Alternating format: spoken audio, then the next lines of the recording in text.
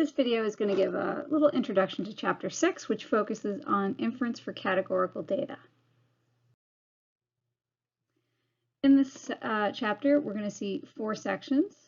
The first one, section 6.1, focuses on inference for a single proportion. This is going to be a review of what we were doing last week in Chapter 5, making confidence intervals and doing a hypothesis test for a single proportion. Section 6.2, we will be looking at how to make inferences about a difference in proportions. Section 6.3, we'll look at testing for goodness of fit using a chi-square distribution.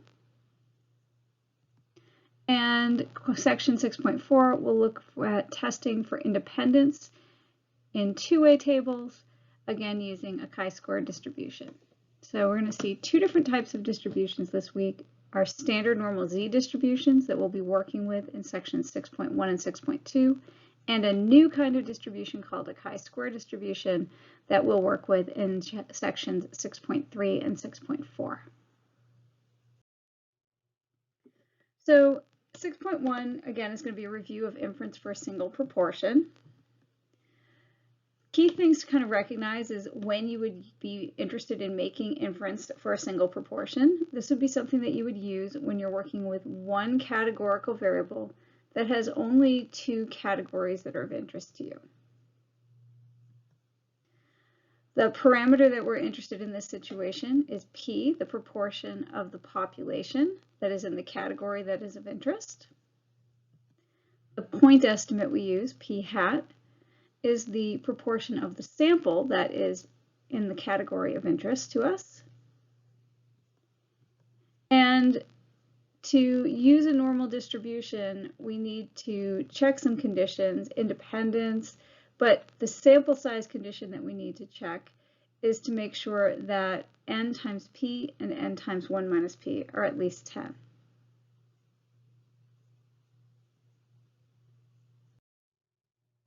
The formulas that we'll be using in section 6.1 to make a C% confidence interval for the population proportion P, would use this same formula we were using last week, where P hat, remember, is our sample proportion,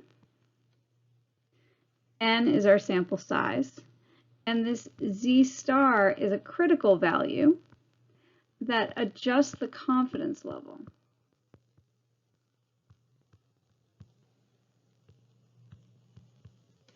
And it's important to remember that Z star depends only on the level of confidence. It does not depend on the data itself. So it's not something that we calculate using our sample data. It's something that we're going to look up from a standard normal distribution. It's the value that's going to cut off the middle C% between negative Z star and positive Z star. And we want to do a hypothesis test. And our null hypothesis is that the population proportion P is equal to some null value P sub 0. We calculate a Z test statistic of the same form that we used last week. And then we'll use a standard normal Z distribution to find the P value. And remember, that'll be the area in the tails beyond the test statistic. Now in 6.2, we're going to focus on inferences for a difference in proportions. We would use a difference in proportions when we have 2 categorical variables. So not 1, but 2 will give us a difference in proportions. And each of them has only 2 categories. In this situation, the parameter that we're interested in is the difference in the proportions in the populations. The point estimate will be the difference in proportions that we observe in the sample. And in order to use a normal distribution, I'm going to need to make sure that I have my independence conditions met. But when I'm thinking about sample size checks, I need to make sure that n sub 1 times p sub 1, n sub 1 times 1 minus p sub 1, n sub 2 times p sub 2 and n sub 2 times 1 minus p sub 2 are all at least 10. So that's going to be the condition you're going to be looking for, and we'll see more of that in section 6.2. Examples checking that condition. And in 6.2, we'll see formulas that can be used to calculate a C% confidence interval for the difference in population proportions, as well as a formula for a test statistic that we can use to test to see if there is a difference in proportions. In this case, the null hypothesis would be that there is no difference in proportions, and we'll have a test statistic that looks like this.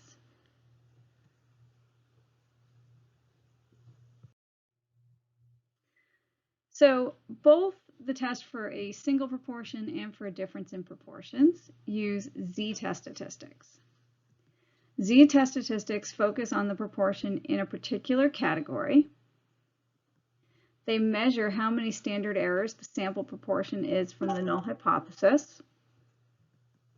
And then once we have found our test statistic, we are going to use it with a normal distribution to find a p-value.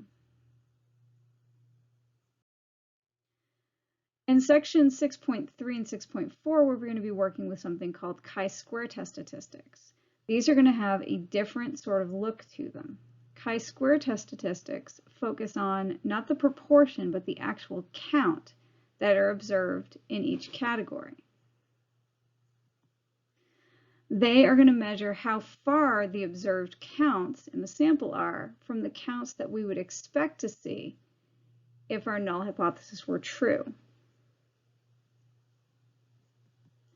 And once we've calculated a chi-square test statistic, we'll use something called a chi-square distribution with it to find a p-value.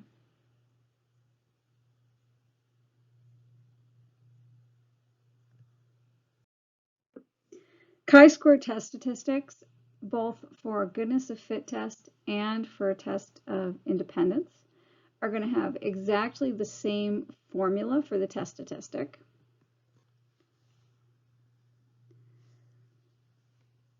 This little symbol here is the Greek letter chi, so it's a chi-squared value.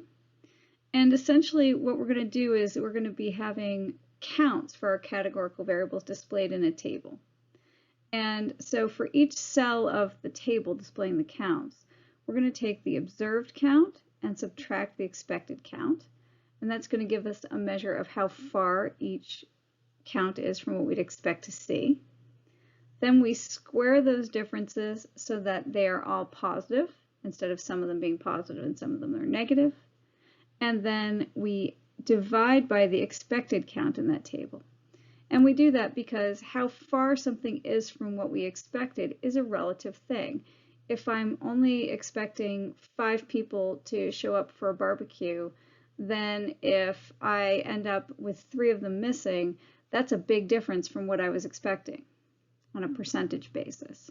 On the other hand, if I were expecting 100 people and 97 of them showed up, well, that doesn't seem like such a big difference from what I was expecting, because 3 when I'm expecting 100 is a lot less of a difference in terms of what's noticeable, right? So chi-square test statistics take this basic form. So you'll see this in both sections 6.3 and 6.4.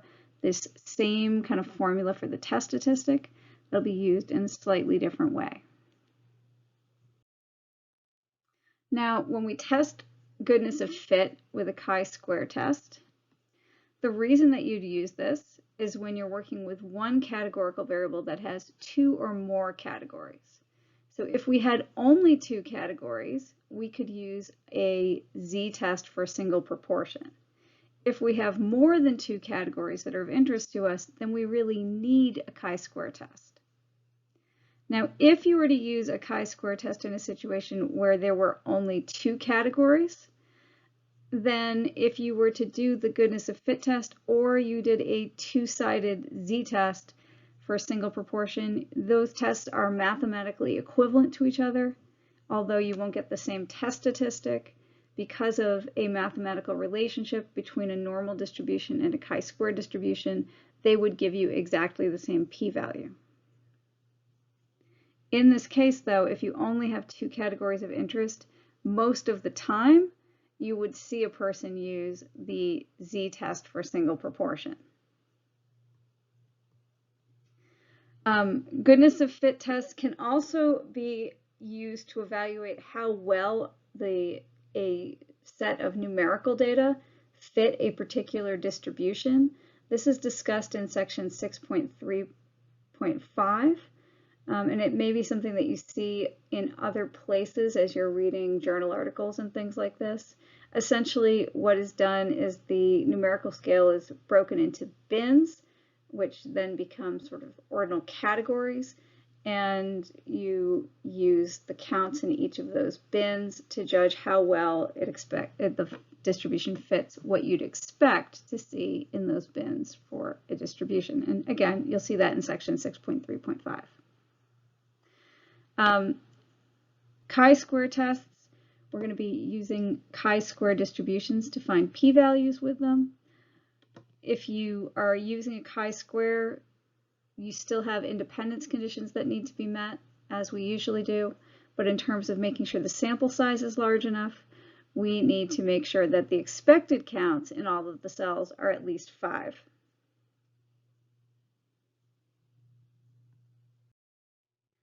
We want to test for independence in two-way tables with a chi-square.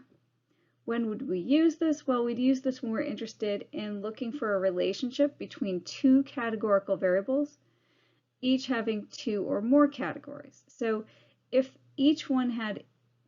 both variables had two categories, we could do a simple test for a difference in proportions. However, in a situation where one or both of the variables has 3 or more categories, then we would need to use a chi-square test. On the other hand, if both variables have two categories, the chi-square test and a two-sided test for difference in proportions are equivalent and will give you exactly the same p-value.